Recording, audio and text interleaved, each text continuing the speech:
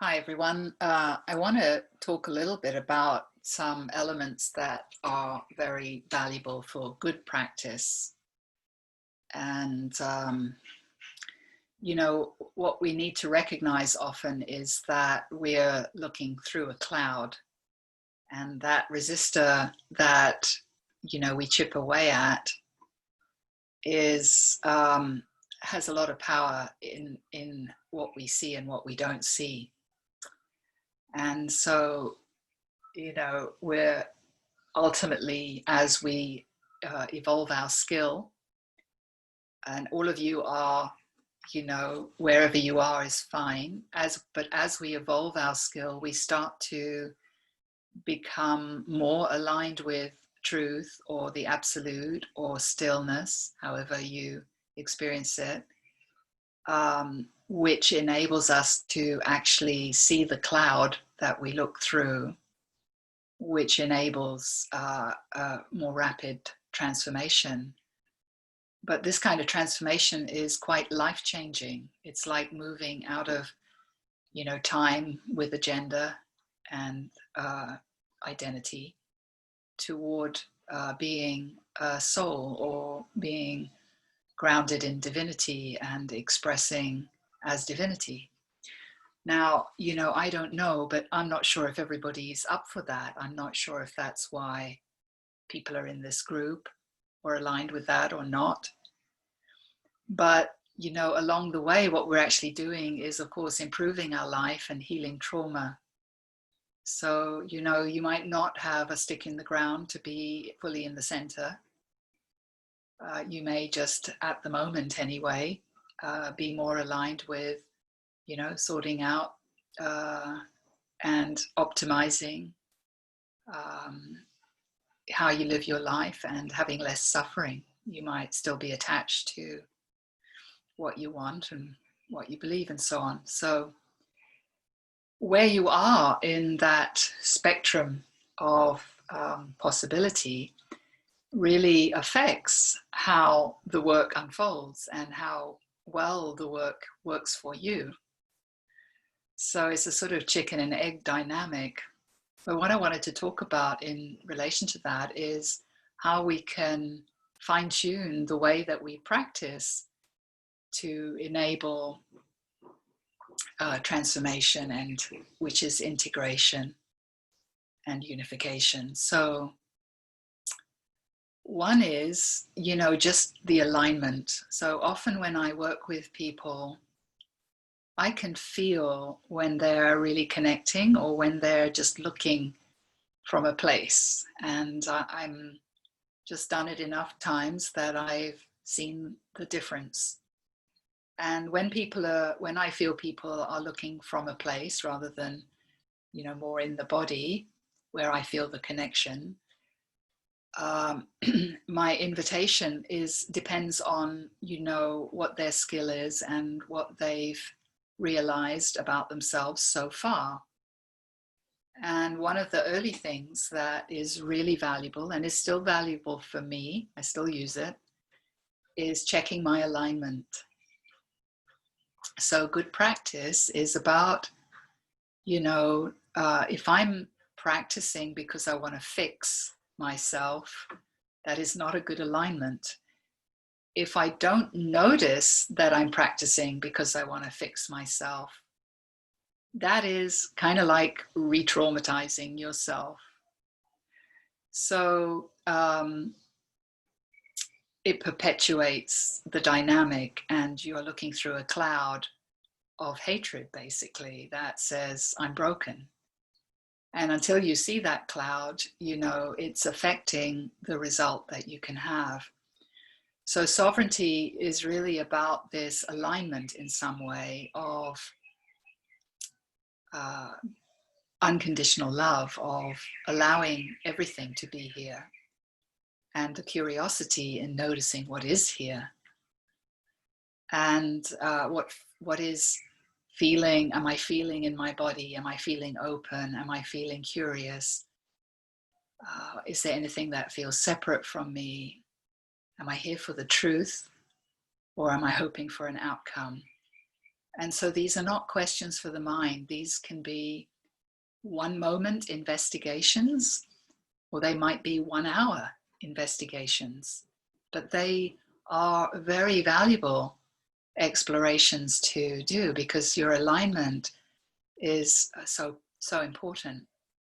So when I notice that people feel like they're looking through a cloud and they're not connecting, I often, because they've done heart-centered sovereignty or they've done some practice, might just invite them into a good alignment. And it's a process of feeling your way into that state. It's a process of not looking for an outcome, but rather resting in the part of you that's willing to see the truth. It's more about kind of allowing the system to reveal itself to you, which it will do if you're in a good alignment. There's no effort required when you're in a good alignment. So this sort of cultivating, there is a guided meditation on cultivating states of consciousness. You can look that up in the group. And it is polarity work. So for example, if it's openness that you're exploring, you're feeling what feels like openness, and then you're noticing its opposite. And it's through the noticing the opposite that alchemy arises of unification, and you become more open. And then you feel what the new openness state feels like and notice what doesn't feel open in that. And then you have the polarity of open and not open. And as you notice both, an alchemy arises and you become more open. So that's a practice. If you find the part that's not open and there's a gap in your field between what feels open and what feels not open, then the information you need to see is in the gap between them. So this is what kind of I wanted to talk about as good practice. When we're feeling a sensation in the body, whether it's an experience as soma in the body that has emotional content, or whether it's an identity, whichever end of the string it is, the masculine or the feminine, what we need to do is discern it uniquely. And there's many elements to do that. And some of you, I don't feel, are doing that, as well as you might be. So it's a reminder for some, and maybe it's new for some of the newer people. It's like having a Google map of the soul. And what you do is, let's say you find a sensation in your throat. So just the fact that you have a sensation in your throat is indicative that there is something entangled with it. There's nothing causing the throat issue right now except something that happened in the past. And whatever happened in the past, you split off. So there's always a two-ness if you find a lump in the throat. So that's the first thing that you need to be aware of, is that there's a resistor here when you find a sensation in your throat. So even if you're not aware of that, the first step is to discern the sensation in the throat. So you can discern that from the part of you that looks at it, somewhere in your head is looking at it. There's a two-ness there. But my invitation, which helps you disidentify, is a process of what I call unconditional love and wholeness. So instead of zooming into the throat with intent to change it, you want to expand and become aware of what else is in the field in relation to the throat. So you've got the sensation in your throat, and you expand into your whole bubble, including the back body, and just inhabit your field. So the alignment for that kind of thing is, I'm here for all of me, and ownership, this is me. So whatever you find, you're owning it. And the fact that you're expanding changes your relationship to it. So what often people do is when they expand, the throat issue starts to resolve itself. Why? Because all of you is here with your throat, rather than just the observer who's entangled with it, who doesn't want it. So the first step when you find a sensation is to include it as part of the whole you. So you are engaged in the whole constellation of you, and you are inclusive, which is loving, that the throat is part of you. You are allowing the throat to be here, you're including it as part of the whole you, and you're noticing the rest of your field. So what's really valuable is that you contrast the throat to the rest of the field. So before I talk about that specifically, the second step might be, you can do this in any order, you find your own way, but the pieces are really valuable, and doing this will teach you something. So the second step is, or it could be the first step, but I prefer it to be the second step. First step, expand and include. Second step, you want to discern its uniqueness. Yeah. So you have a GPS, which is your whole holograph, and you want to firstly discern where it is. Okay, so it's in the throat. Yeah, we know it's in the throat, we can feel it, but you want to really discern it. So you take the time with curiosity and good alignment, as best you can find, to not know it. Yes, not knowing is valuable. Curiosity and not knowing go together. So feel your way into not knowing, feel your way into curiosity. These are good alignments. And let it tell you what it wants to tell you. Now, if you're in a good alignment, it's going to start unfolding and unwinding effortlessly. If you're not in a good alignment, it's going to maintain its pain, let's say. It might get less if your alignment improves. It might get worse if you don't want it. So it'll teach you, it'll break you. Your pain is your doorway to love. So once you discerned it, so in your GPS, your constellation, your holograph, once you've discerned it, you are looking kind of at what size it is, what shape it is, and what space it occupies. You're putting it on the map. And the process of discerning it is a process of healing it. And the attitude of discovery is that of like a friendly scientist who doesn't know anything. Friendly. So once you've discerned its size, shape, and place that it occupies, you want to go into the center of it with your awareness. So there's kind of two ways that you can do that, and you'll have a preference. One is you go inside it and you feel what it feels like inside the center. What you're looking for is its uniqueness, its note. It's like a sound, and it has a vibration. So you want to have a direct experience of oneness with that sensation in your throat. Okay, so that's one way you go in it. The second way might feel better, is you expand that throat sensation to become the whole field. Yeah, and that serves to magnify it. Yeah, so that you can feel it more clearly. So you become, either way, you become one with it. So that's your kind of basic trauma healing. Somewhere in that process, depending upon where you are in your journey, you may notice resistance. So there's kind of two paths that are valuable to consider at that point.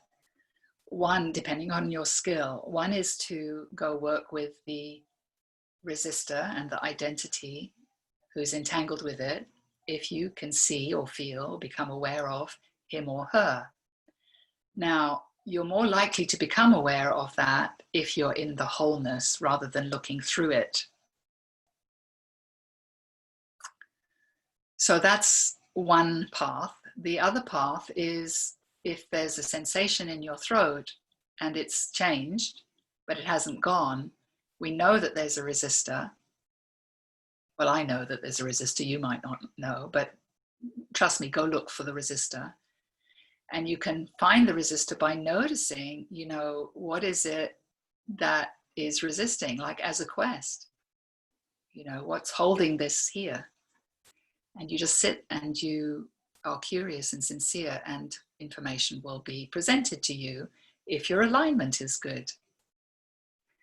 But let's say that you're not brilliant yet at finding resistors. What you can do is, once you've done as much as you can of discerning the uniqueness and the size, shape, and experience of the throat, is to include it in your bubble and then take your quest to noticing stillness. Where is stillness in relation to the body or my field and in relation to my throat? Again, location is important. Yeah. So your stillness might be in your heart, it might be in your big toe, it might be outside you, not inside you. All of those are valuable bits of information. And they are telling you what is your relationship to truth, stillness, absolute, in respect of the trauma in your throat and the identity that's holding it. It's a little bit like, I don't trust God. Yeah. So stillness is the end point. It's the death of the ego. It's the death of the trauma that the ego is co-creating.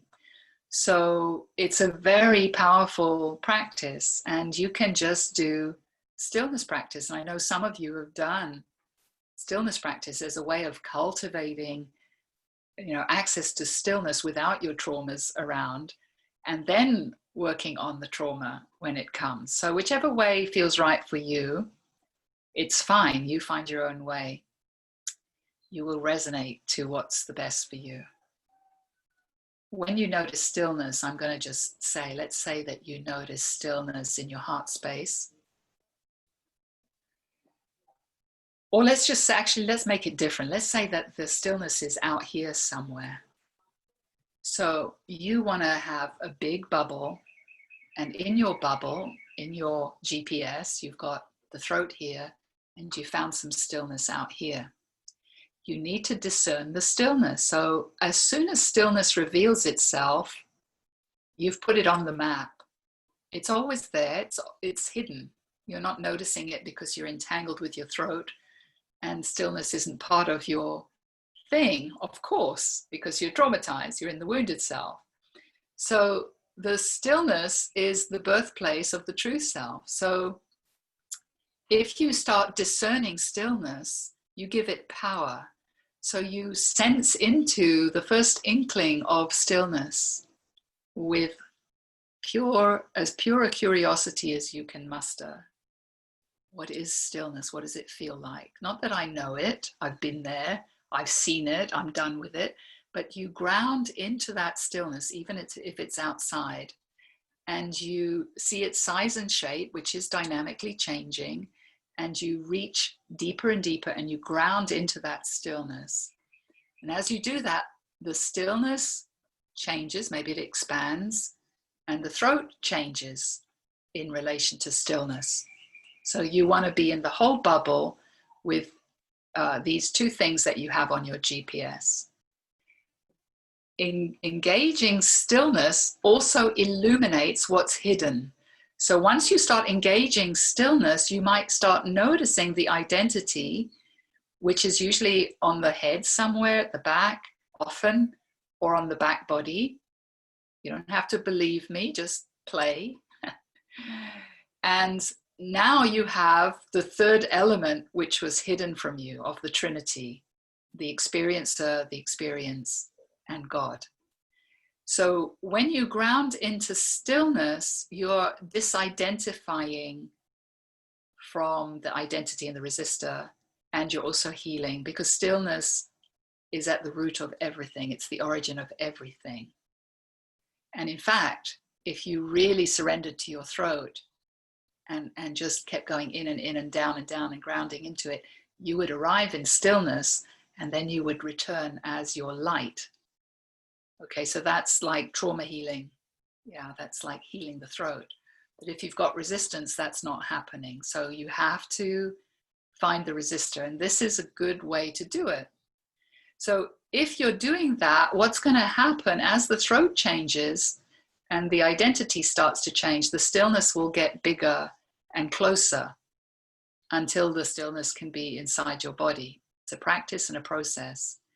If you are still locked, it's because of the identity, and there is something in the space between where you're observing stillness and the throat. There's something in the space between stillness and the throat, and stillness and the identity, which is the subconscious material that's keeping you apart from your truest self. So you do it as a polarity. You explore this, and then you explore that, and then you notice where they meet. Okay. And you feel into where they meet. Maybe they meet and there's an alchemy that happens. Maybe they don't. You sit in the gap. And when you sit in the gap, the two can come closer alchemically. So none of this is under anybody's control. The way that it works is a natural alchemy. And what's required is that you're in this alignment of purity, sovereignty, seeing the truth, no agenda, etc. All those things that I keep blabbing on about. So I want to share that, because what I notice for many is that the discernment of the trauma is very cloudy. The discernment of the experience is very cloudy, and it can also be being projected. And it's a process, just do what you're doing, and it will unfold itself, and you will discover more if you're in a good alignment. Okay, that's it for now. Thanks for listening. See you soon.